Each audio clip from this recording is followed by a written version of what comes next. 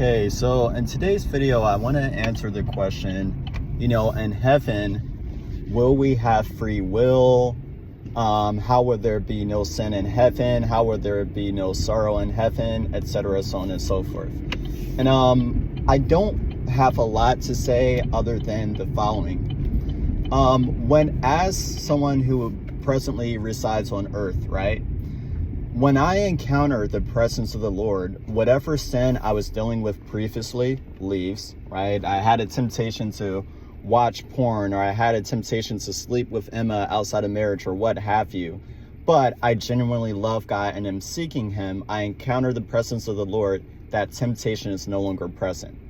I was previously sad about, the passing of my birth mom, or the passing of this, or bullying, or what have you, but I encounter the presence of the Lord and that goes away. Now, the presence of the Lord is that a relationship with Jesus is that effective while living in a carnal body, right? A carnal body that's susceptible to sorrow, susceptible,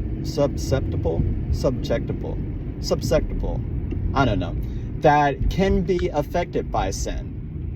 A body that can be affected by depression, sorrow, etc., so on and so forth. How much more so after we receive our resurrected bodies, right? We're going to receive brand new bodies one day that will not be susceptible to sin, sorrow, etc. Our new bodies won't even have the capacity, right, for these things. But we have to be found worthy of such things. The Bible talks about that, even in the New Testament. I know we're saved by grace through faith, not works, lest any man should boast.